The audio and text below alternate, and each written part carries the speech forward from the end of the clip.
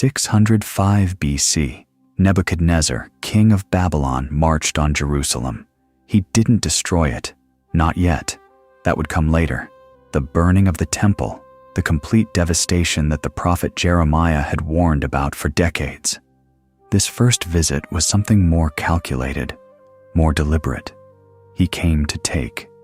He took gold and silver vessels from the temple of God and placed them in the treasury of his own gods.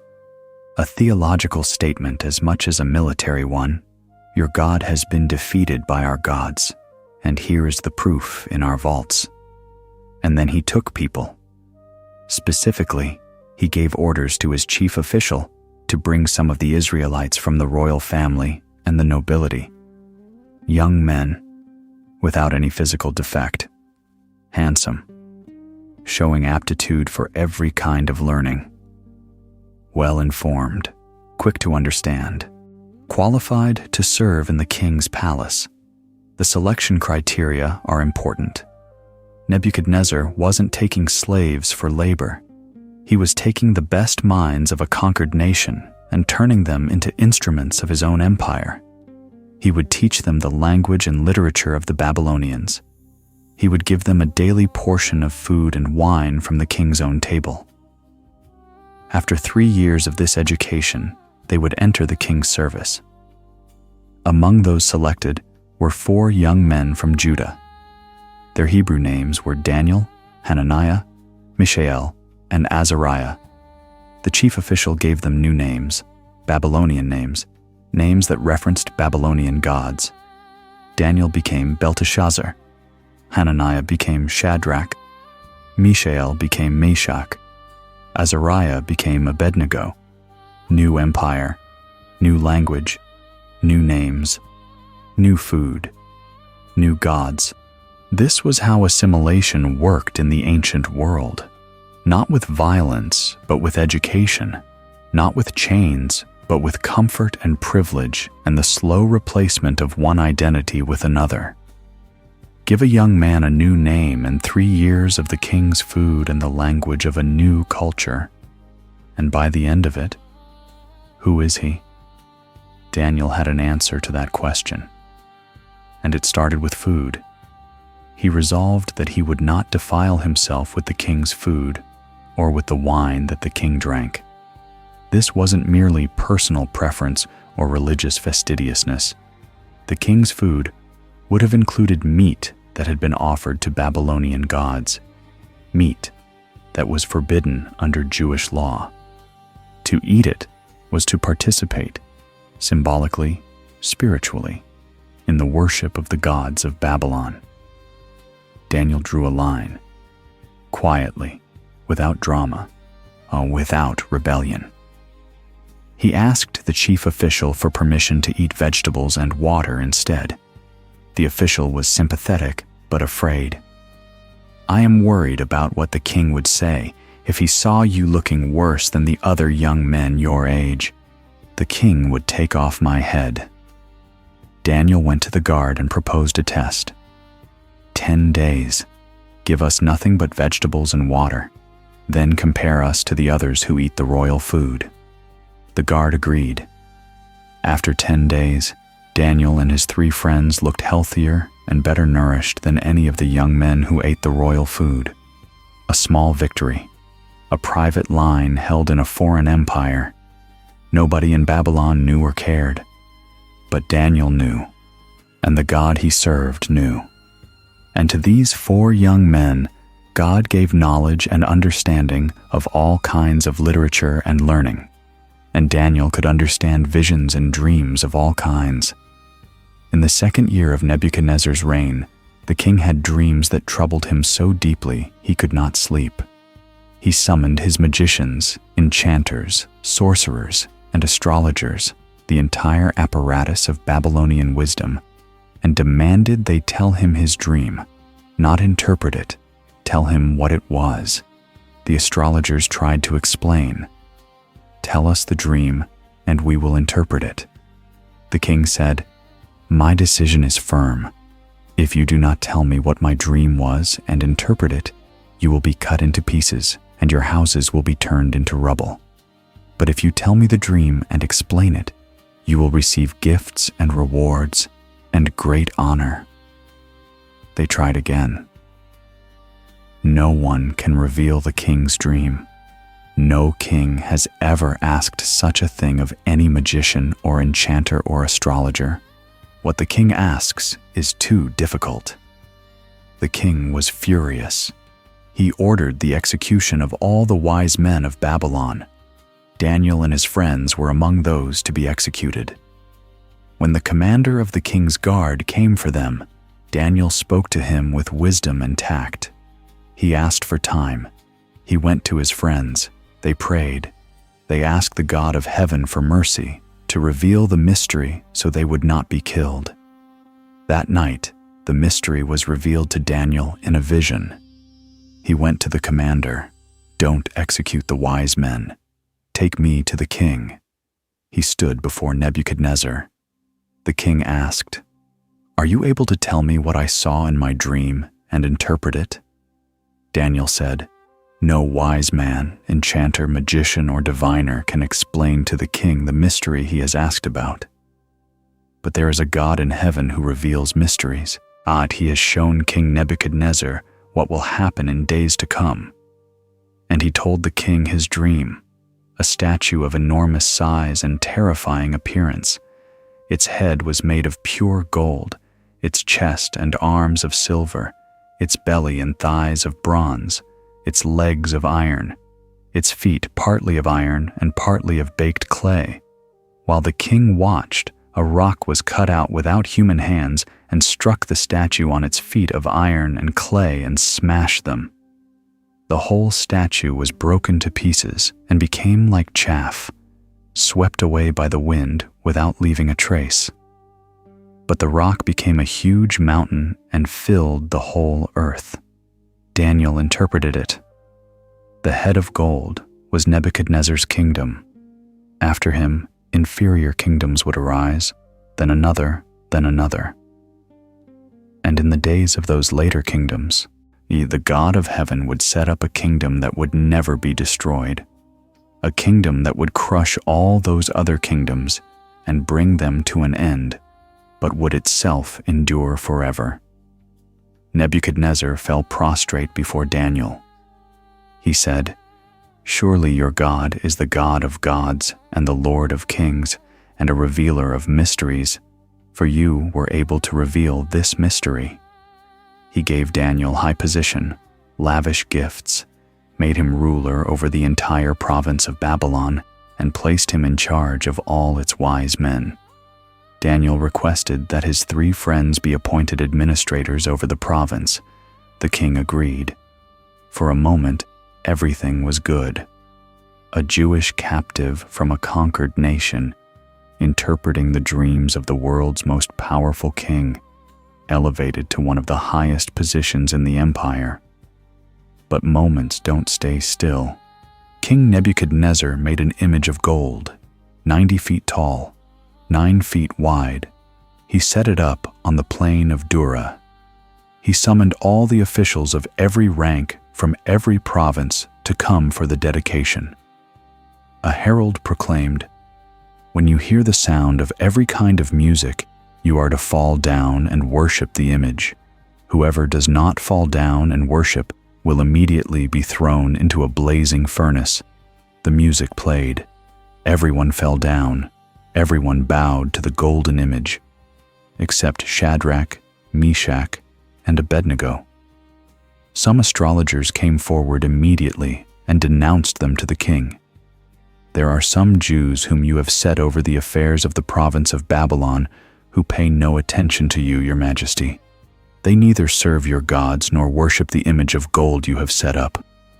Nebuchadnezzar was furious. He summoned them. He gave them one more chance.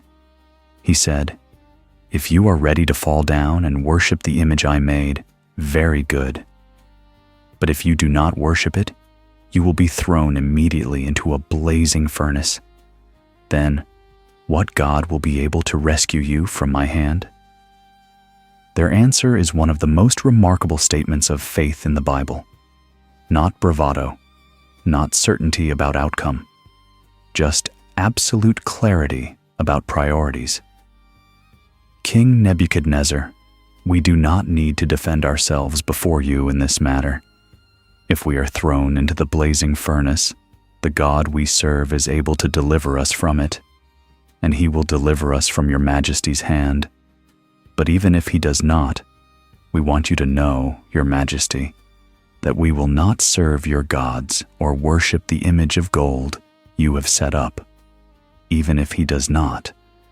3 of the most important words in the Bible. They were not saying, God will definitely save us, so we are not afraid. They were saying, God can save us. We believe he might. But whether he does or not, our answer is the same.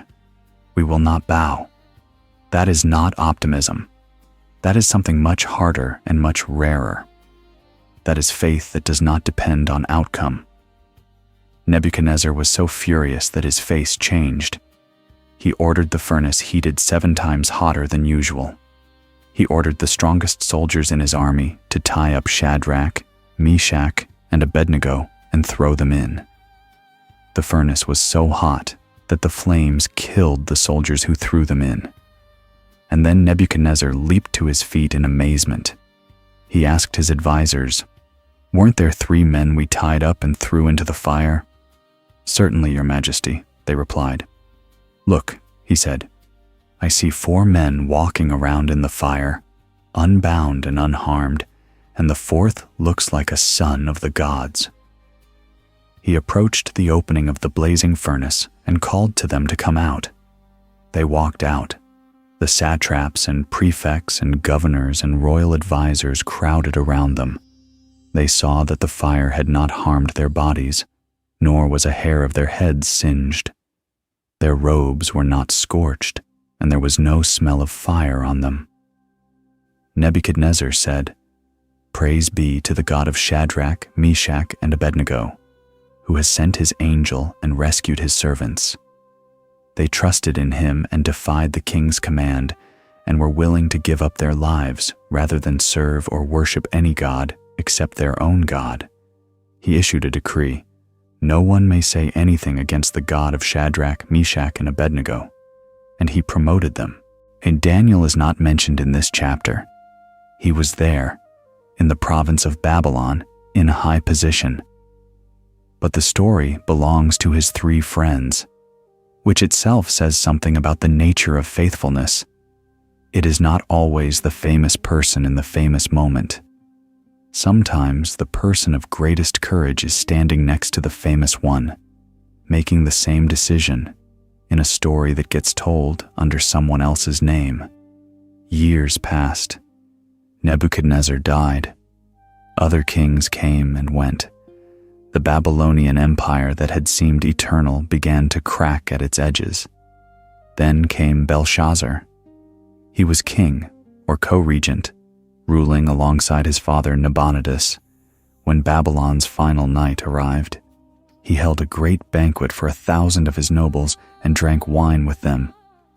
In a gesture of deliberate contempt, he gave orders to bring in the gold and silver goblets that Nebuchadnezzar had taken from the temple in Jerusalem. He and his nobles and his wives and his concubines drank from them.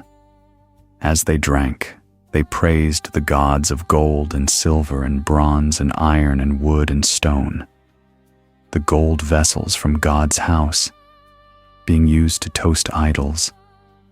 Suddenly the fingers of a human hand appeared and wrote on the plaster of the wall near the lampstand in the royal palace. The king watched the hand as it wrote. His face turned pale, and he was so frightened that his legs became weak and his knees were knocking. He cried aloud to bring in the enchanters, the astrologers, the diviners. He promised that whoever read the writing and told him what it meant would be clothed in purple, have a gold chain placed around his neck, and be made the 3rd highest ruler in the kingdom. Nobody could read it. Nobody could interpret it. The queen remembered Daniel. "There is a man in your kingdom who has the spirit of the holy gods in him. Call for Daniel and he will tell you what the writing means." Daniel was brought before the king. Belshazzar offered him the gifts and the position. Daniel said, "You may keep your gifts for yourself and give your rewards to someone else." And then he spoke truth to the most powerful man in the room, the kind of truth that powerful people rarely hear. He reminded Belshazzar of Nebuchadnezzar, how the great king had been given power and greatness, how when his heart became arrogant and hardened with pride, and he was deposed from his royal throne and stripped of his glory, until he acknowledged that the Most High God is sovereign over all kingdoms on earth. But you, Belshazzar, his son, have not humbled yourself, though you knew all this. Instead, you have set yourself up against the Lord of heaven. You had the goblets from his temple brought to you, and you and your nobles, your wives and your concubines drank wine from them. You praised the gods of silver and gold, of bronze, iron, wood, and stone, which cannot see or hear or understand. But you did not honor the God who holds in his hand your life and all your ways. Then he read the writing, Mene, Mene, Tekel, Parsin. Mene, God has numbered the days of your reign and brought it to an end. Tekel, you have been weighed on the scales and found wanting. Neperes, your kingdom is divided and given to the Medes and Persians. That night, Belshazzar, king of the Babylonians, was slain, and Darius the Mede took over the kingdom. Under Darius, Daniel was appointed one of 3 administrators over the entire kingdom. He distinguished himself among the administrators and satraps so greatly that the king planned to set him over the whole kingdom. At this point, the administrators and satraps tried to find grounds for charges against Daniel. They looked for corruption. They looked for negligence. They found nothing. The Bible says it plainly. He was trustworthy and neither corrupt nor negligent. So they changed their strategy. We will never find any basis for charges against this man Daniel unless it has something to do with the law of his God. They went to the king together and said, "All the royal administrators agree that the king should issue a decree that anyone who prays to any god or human being during the next 30 days, except to you, your majesty, shall be thrown into the lion's den. Issue the decree now." Darius signed it into law. When Daniel learned that the decree had been published, he went home to his upstairs room where the windows opened toward Jerusalem. 3 times a day, he got down on his knees and prayed, giving thanks to his God, just as he had done before. Just as he had done before. That phrase matters. Daniel didn't make a dramatic gesture of defiance. He didn't pray louder or more publicly than usual, and he simply continued doing exactly what he had always done. This was not a sudden act of heroism. It was the continuation of a practice so established, so woven into the fabric of his daily life, that stopping would have been the unusual thing. The men found him praying. They went to the king. They reminded him of the decree. Then they said, "Daniel, who is one of the exiles from Judah, pays no attention to you, your majesty, or to the decree you put in writing. He still prays 3 times a day." When the king heard this, he was greatly distressed. He was determined to rescue Daniel and made every effort until sundown to save him. But the men pressed him. The law of the Medes and Persians, like the Persian law of Esther's day, could not be repealed, not even by the king. So the king gave the order, and they brought Daniel and threw him into the lion's den. Then the king said something remarkable, something that tells us more about Darius than perhaps anything else in the chapter. He said to Daniel, "May your God, whom you serve continually, rescue you." He sealed the den with his own signet ring. He went to his palace. He refused to eat. He could not sleep. No entertainment was brought to him. At the first light of dawn, he hurried to the lion's den and called in an anguished voice, Daniel, servant of the living God, has your God, whom you serve continually, been able to rescue you from the lions?" Daniel answered from the den, "My God sent his angel, and he shut the mouths of the lions. They have not hurt me, because I was found innocent in his sight. Nor have I ever done any wrong before you, all your majesty." The king was overjoyed. He ordered Daniel lifted out. Not a scratch was found on him, because he had trusted in his God. The men who had accused Daniel were brought and thrown into the lion's den, along with their wives and children. Before they reached the floor of the den, the lions overpowered them. Then King Darius wrote to all the peoples, nations, and languages throughout the land, "I issue a decree that in every part of my kingdom people must fear and reverence the God of Daniel. For he is the living God, and he endures forever. His kingdom will not be destroyed. He rescues and he saves. He performs signs and wonders in the heavens and on the earth. He has rescued Daniel from the power of the lions." Daniel prospered during the reign of Darius and the reign of Cyrus the Persian. That single sentence covers years, on decades. Empires rising and falling. The man who had been taken from Jerusalem as a teenager outlasted the empire that took him. He served Nebuchadnezzar. He served Belshazzar. He served Darius. He served Cyrus. 4 kings, 2 empires, 1 consistent life. Here is what I want you to notice about Daniel. He never led a rebellion. He never raised an army. He never called for the overthrow of the kingdoms that held his people captive. He worked within the systems he was placed in, served with such excellence that pagan kings put him in charge of their most important affairs, and maintained such integrity that his enemies could find no corruption after years of searching. But he also never pretended. He never hid who he was or who he served. He prayed 3 times a day with his windows open toward Jerusalem, even when a law said it would kill him. He told Belshazzar the truth even when the truth was not what a king with power to execute wanted to hear. He refused the king's food on his very first day in Babylon, not because vegetables taste better than wine, but because where you draw the first line determines where you can draw the next one. This is the pattern. Small faithfulness leading to large faithfulness. The private discipline enabling the public courage. The man who resolves on day 1 not to defile himself with the king's food is the same man who walks into the lion's den 70 years later, still praying with his windows open. Character is not built in crises. It is revealed in them. It is built in the 10 days of eating vegetables when nobody is watching. It is built in the 3 daily prayers that continue even when the decree is issued and everyone knows you're being watched. It is built in the years of faithful, excellent, uncorrupt service in a foreign empire, not because the empire deserves it, but because integrity is not conditional. Daniel's story also tells us something about the place of God's people in hostile systems. Not every pagan king becomes a believer.